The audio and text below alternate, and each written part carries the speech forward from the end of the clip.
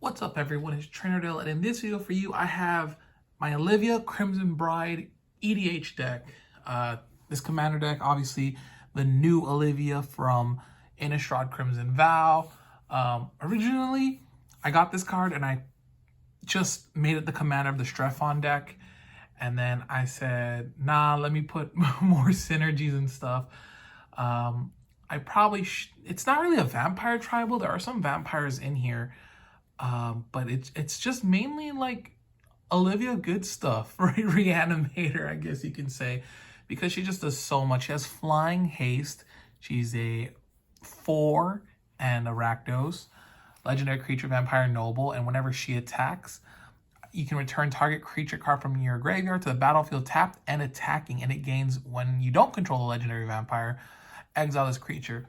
Which, yeah, kind of sucks for the fact that, like, if something happens to her and gets removed, it is what it is, you know. But we have a few sacrifice outlets.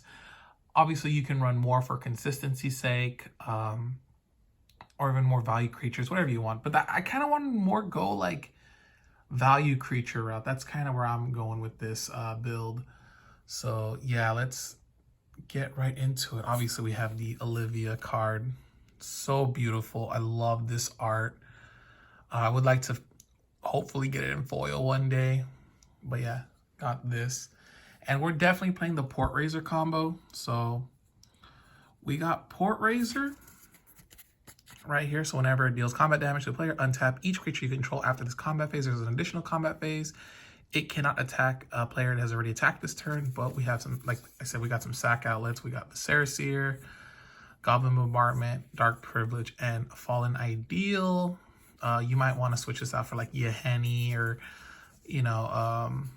what's that one? That one that makes players mill, or anything really. Whatever you want to change these into, but you just need Port Razor, a sack outlet, Olivia, and you can keep attacking the same player if they are open. So yeah, we got these. These are the few legendary vampire creatures. We got Olivia, mobilized for war, because she can discard cards to make other creatures gain haste and +1/+1 counters. We got Florian. When we just have mana up, because we're just using Olivia. If we untap with Olivia and attack again, we'll have mana up. We can do, play more things. Anji, Maid of Dishonor, just for the blood tokens. And Drana, just another legendary vampire, but it can, in herself, bring back some stuff for ETB effect. So she's good to untap with also. Move this aside. We just got the ramp package.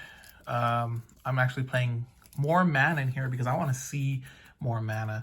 I'm playing 11, so we got Soul Ring, Arcane Signet, Rakdos Signet, Talisman of Indulgence, Felwar Stone, Mind Stone, Thought Vessel, Rakdos Clue Stone, and Rakdos Locket. Yeah, they're 3 for 1, but maybe later on down in the game you can use them to draw a card. Commander Sphere, kind of the same concept, but free draw. And Unstable Obelisk, just if we need to get rid of something later on. Now we also got some like draw cards, but that help us discard. So right here, oops, this is the removal package. Let's start off with the removal.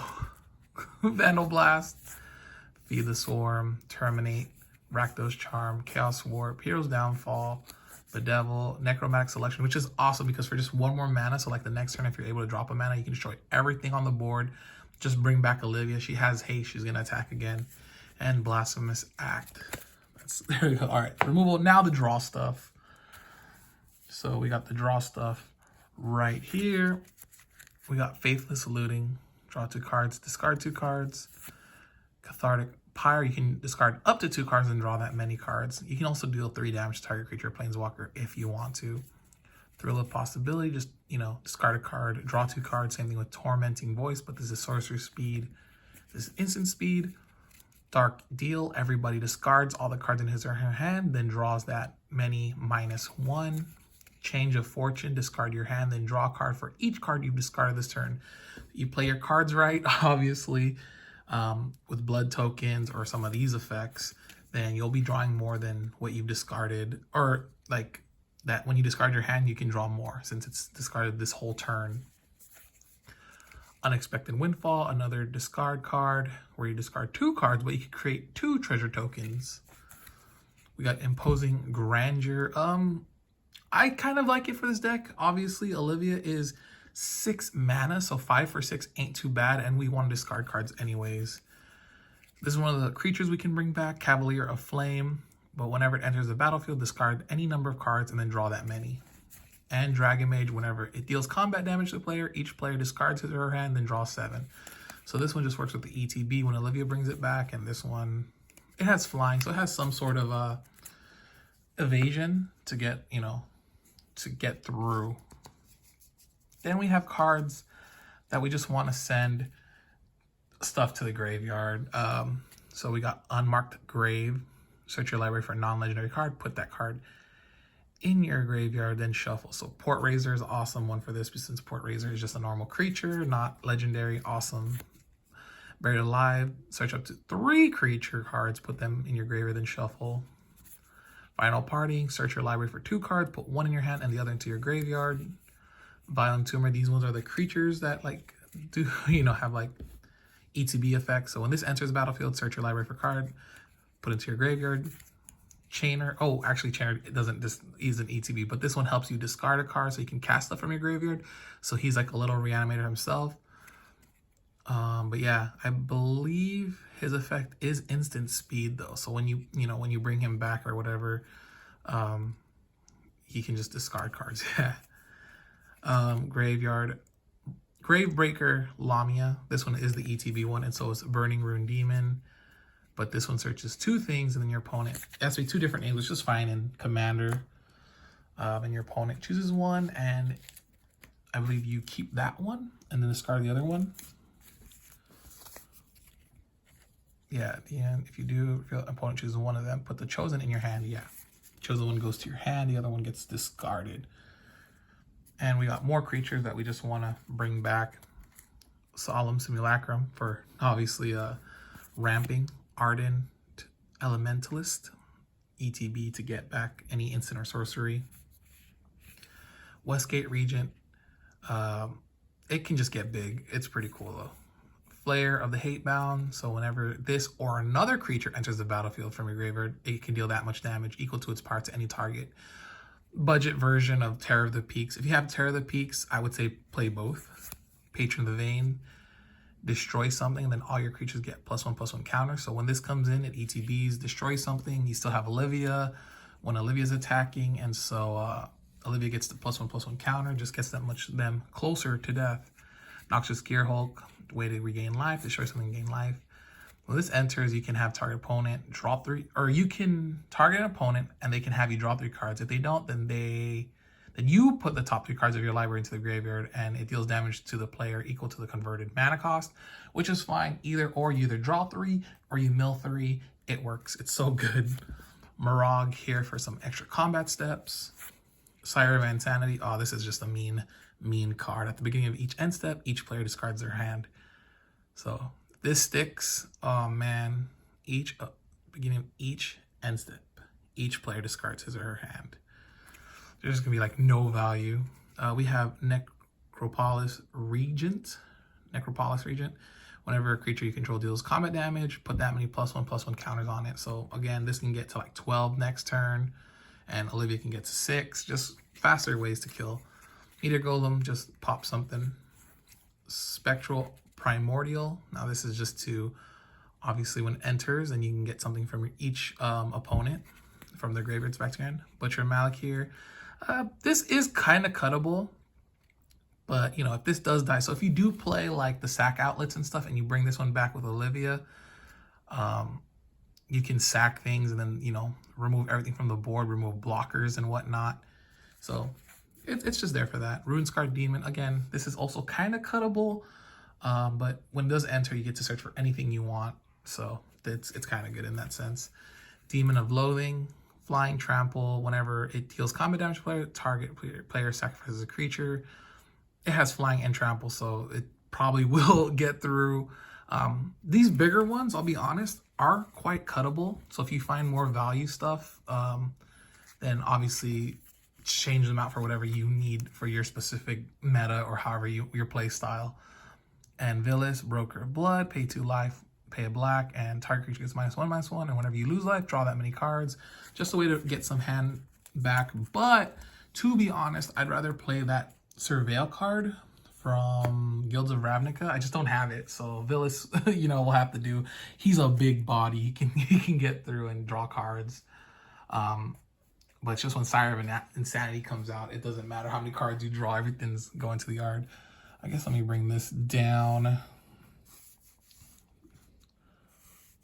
just to get better in frame. Olivia, right in the, yeah, put her in the middle. Then we just got the lands, which, you know, probably go by faster than me setting all this up. We got Command Tower, Exotic Orchard, Boulder Estate, Path of Ancestry, Graven Cairn, Shadow Blood Ridge, Tainted Peak, Smoldering Marsh, Blood Crypt, Haunted Ridge, Foreboding Ruins, Temple of Malice, Rakdos Carnarium, Blightstep, Pathway. Like a lot of these, honestly, just came from the Commander deck, the Strephon one. Just added a few things here and there. We got how many swamps? I think 1, 2, 3, 4, 5, 6, 7, 8, 9. I think 7. 1, 2, 3, 4, 5, 6, 7 mountains. Yeah. Then Command Beacon, War Room, Rix Mahdi, Dungeon Palace, Rogue's Passage, just to get through in case they got something like a big flyer. Scavenger Ground. You probably don't want to play this effect, but if you have really nothing in your graveyard and you see that your opponents might have some graveyard shenanigans, then yeah, you can crack this. Evolving Wilds, kind of just here for the Marag play. Hopefully you can get 2 extra combat steps. And then Mirrored Landscape, you know, help us get there, ramp up, because we want to get Olivia out at ASAP. But also, same thing for Marag trigger, you know? It could really help out. So yeah, that is my Olivia Crimson Bride deck. It's been really fun actually playing this. I've kind of built an Olivia deck every time she's come out. And I'll always love my original one. The deck profile, I did recently upload an update to it, and I didn't really change much in that one. It's mostly Vampire Tribal there.